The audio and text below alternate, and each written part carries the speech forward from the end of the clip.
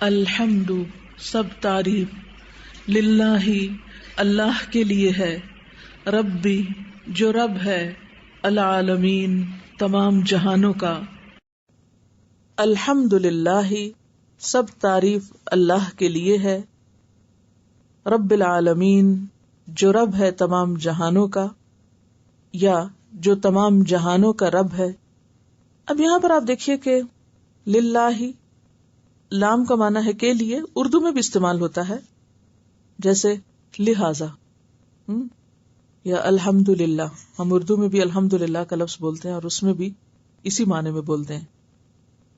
العالمین عالم کی جمع، عالم اسلام، عالم برزخ، عالم کفر، یہ سب بولتے ہیں۔ الحمد حمد یحمد، سے حمد تعریف کرنے کو کہتے ہیں، کسی کے اچھے اوصاف بیان کرنا۔ بنیادی طور پر حمد ایک لطیف احساس ہے جو دل میں اٹھتا ہے۔ حمد کیا؟ ایک لطیف سا احساس ہے جو انسان کے اندر سے اٹھتا ہے اللہ کی تعریف اور اس کے شکر کے لیے۔ اب آپ دیکھیں کہ ہر طرف تو اللہ کی بنائی ہوئی چیزیں ہیں، تو پھر ساری تعریفیں اسی کی ہوں گی نا، اسی کی ہو جائیں گی نا، جب ہر چیز اس کی ہے۔ کسی انسان کے بھی جب آپ تعریف کرتے ہیں تو اس کو کس نے بنایا؟ کسی کی خوبصورت آنکھیں آپ کو دکھیں، کسی کی شکل، کسی کا رنگ، کسی کا کچھ۔ عموماً چھوٹے بچوں کو جب دیکھتے ہیں نا، نیو بورن بیبیز کو دیکھ کے تو سب کے اندر ایک تھرل آتی ہے نا، اور اس وقت ہر کوئی حیران ہوتا ہے، یا رب یہ ماں کے پیٹ سے کیا چیز برآمد ہوئی، یہ کس نے بنائی، کیسے کبھی آپ ہاتھوں کو دیکھتے ہیں، کبھی انگلیاں دیکھتے ہیں، کبھی ناخن دیکھتے ہیں، کبھی بال دیکھتے ہیں، کبھی کچھ دیکھتے ہیں، کبھی کچھ دیکھتے ہیں۔ وہ منہ کھولتا ہے، زبان دیکھتے ہیں، آنکھ کھولتا ہے تو کہتے ہیں آنکھ کھول دی، حالانکہ آپ کے آس پاس بہت سے لوگ آنکھیں کھولے مگر ان کی کھلی آنکھیں آپ کے اندر تھرل نہیں پیدا کرتی۔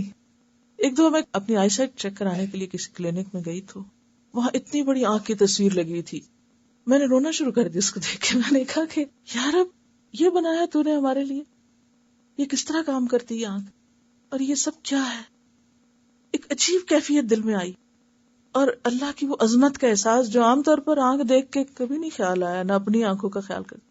تو جب کبھی بھی آپ کو اللہ کی کوئی عظمت یا قدرت یا تخلیق سمجھ آئے، نظر آئے، محسوس ہو، اس کے بعد جو آپ کے دل سے نکلے، جو آپ کے منہ سے نکلے، جو شکر آئے، یہی حمد ہے۔ اور یہ ساری اللہ ہی کے لیے، کیونکہ ہر چیز، اگر کسی انسان کے اندر کوئی خوبی ہے نا تو وہ بھی اس کی اپنی ذاتی نہیں ہے، وہ اس کی دی ہوئی ہے۔ اگر کوئی انسان خوبصورت ہے تو وہ اس کا کیا کمال ہے؟ تو اس نے بنایا ہے نا، تو تعریف تو ادھر ہی جاتی ہے نا، اصل کے اوپر لوٹتی ہے نا، کمال تو اس کا ہے۔ تو الحمدللہ، ہم جو ہوتا ہے نا ایک ایکسپیرینس ہوتا ہے، بیسیکلی انر ایکسپیرینس، تو یہ ہے الحمد للہ رب۔ رب رے بے سے ہے، رب یرب سے۔ رب کہتے ہیں کسی چیز کو آہستہ آہستہ ذرے سے کمال تک پہنچانے والا۔ پالنا محدود معنی میں ہو جاتا ہے، اگر ہم کہیں نا پالنے والا تو وہ ایک لمیٹڈ معنی دیتا ہے، یعنی آپ کہہ سکتے ہیں پرورش کرنے والا، پرورش کرنے والا، پالنے والا۔ لیکن اس میں کیا چیز ہے؟ آہستہ آہستہ عدم سے چیز کو وجود میں لانا، چھوٹے سے بڑا کرنا۔ جیسے ایک انسان کی آغاز یا ابتدا کہاں سے ہوتی ہے، اور پھر وہ پالتا ہے، اس کو شکل بناتا ہے، اس کو ساری صلاحیتیں دیتا ہے، تو اس عمل کا کرنے والا جو ہے وہ رب کہلاتا ہے۔ اور پھر العالمین، سارے جہانوں کا پالنے والا اور ان کی پرورش کرنے والا اور ان کو ذرے سے کمال تک پہنچانے والا اللہ ہی ہے۔ اور پھر ایک اور چیز، اس پرورش میں محبت، شفقت، حفاظت، نگہداشت، امانت، یہ ساری چیزیں آتی ہیں۔ یعنی محض پالنے والا نہیں، بلکہ کس طرح پالتا ہے؟ جس کے اندر محبت بھی ہے، شفقت بھی ہے، حفاظت بھی ہے۔ اس کو کیسے نگہداشت کرتا ہے؟ ماں کے پیٹ میں کیسا انتظام کیا، 3 پردوں میں بچے کو رکھا اور کیسی حفاظت سے پالا اس کو، اور اس کی نگہداشت بھی کرتا ہے، اور پھر اس کو پورا اپنے کمال تک پہنچاتا ہے۔ اور بعض اوقات رب کا لفظ جو ہے وہ انسانوں کی طرف بھی منسوب کیا جاتا ہے، آقا یا مالک کے معنوں میں لیا جاتا ہے۔ عورت کو عربی میں کہتے ہیں ربۃ البیت۔ اس صورت میں مصدر بدل جاتا ہے، ربوبیت کی بجائے جو مصدر ہے وہ فرق ہو جاتا ہے۔ اگر آپ سمجھے کہ میں زیادہ دور تک جا رہی ہوں تو آپ بے شک مجھے روک سکتے ہیں کہ اتنی نہ باتیں بتائیں، کیونکہ مجھے نہیں معلوم کہ آپ کتنا اس کو لے سکیں. لیکن کچھ چیزیں ایسی ہیں کہ جو آپ لکھ لیں اور کچھ چیزیں سمجھ لیں بس. ضروری نہیں کہ لکھیں اور یاد کریں، اور ضروری نہیں کہ امتحان میں آئیں، لیکن تھوڑا سا اگر نالج زیادہ ہے، خود ہی تو آپ نے کہا ہم نے دعا مانگی ربی زدنی علما، اور اگر اس کے لیے کچھ موقع مل جائے تو پریشان نہ ہو.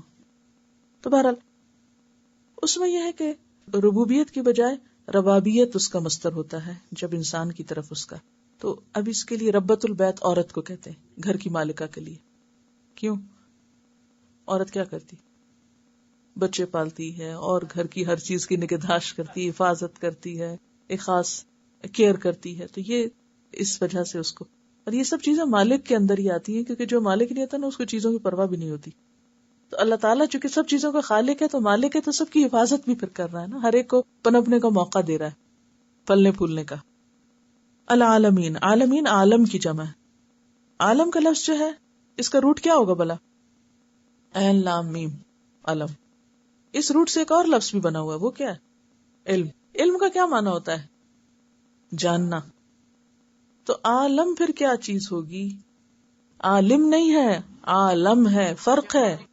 جہان تو ہے لیکن اس کا جو روٹ ہے عین لام میم، اس سے یہ پتہ چلتا ہے کہ عالم ہے وہ چیز جس سے کچھ جانا جائے، پہچانا جائے. یعنی ہر وہ چیز جو اپنے بنانے والے کی پہچان کا ذریعہ ہے. ہم مثلا درختوں کو دیکھتے تو ہمیں کون یاد آتا ہے؟ تو یہ پہچان ہے نا کس کی؟ بنانے والے کی. عالم جس سے کوئی چیز پہچانی جائے، یعنی یہ لفظ ہی معنی ہے، یعنی جس کے ذریعے کوئی چیز پہچانی جائے. عالمین کیا ہے؟ سارے جہان. تو ہر چیز سے کون پہچانا جا رہا ہے؟ اللہ تعالی. ہر چیز کس چیز کی طرف دلالت کر رہی ہے آپ کی؟ اللہ کے بنانے والے کی طرف. الحمدللہ رب العالمین، سب تعریف اللہ کے لیے ہے جو رب ہے تمام جہانوں کا. حمد نعمتوں کے اعتراف کے لیے ہوتا ہے، یا حمد کا معنی ہے نعمت کا اعتراف کرنا کہ یہ میرے رب نے ہی مجھے دی ہے، یہ اسی کی طرف سے مجھے ملی. بندہ مومن ہر خیر اور ہر بھلائی کے ملنے پر بھلائی دینے والے کو یاد کرتا ہے، اس کا شکر کرتا ہے، اس کی طرف رجوع کرتا ہے، اس کا اعتراف کرتا ہے کہ اس نے مجھے دی. تو یہ کلمہ جب وہ بولتا ہے تو یہ خالق کو خوش کرتا ہے، مالک کو خوش کرتا ہے. اسی لیے جب ایک دفعہ انسان دل سے، ایک تو نا زبانی تکرار ہم کرتے رہتے ہیں وہ بھی ٹھیک ہے، لیکن ایک یہ کہ دل سے کھانا کھاتا ہے یا پانی پیتا ہے یا کوئی بھی نعمت اس کو ملتی ہے جس سے وہ راحت اور سکون پاتا ہے یا خوشی ملتی ہے، چاہے وہ دیکھنے کی ہو، چاہے وہ کھانے کی ہو، چاہے وہ نیند جیسی نعمت ہو، تو وہ کیا کرتا ہے؟ فوراً اللہ کا شکر ادا کرتا ہے اور الحمدللہ کہتا ہے. تو جو شخص دل سے الحمدللہ کہتا ہے تو صحیح مسلم میں آتا ہے الحمدللہ تملأ المیزان. الحمدللہ کا کہنا میزان کو بھر دیتا ہے، یعنی اللہ کے نزدیک اتنا پسندیدہ کلمہ ہے. ہم اس کو فار گرانٹیڈ لیتے ہیں، بھوک لگی ہے، کھانا ہے ہمارے پاس، کھا لیا بس ٹھیک ہے. تو پھر حق تو نہیں ادا کیا نا، شکر تو نہیں ادا کیا.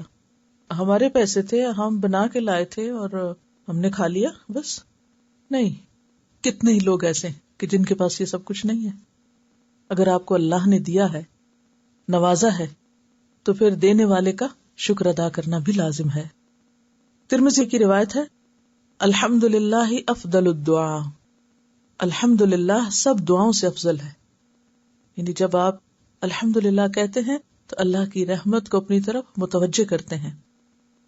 اسی طرح الحمدللہ مختصر ترین ہے، لیکن حمد کے اور بھی کئی طریقے اور انداز ہیں جو مختلف مقامات پر ان کا اظہار کیا گیا.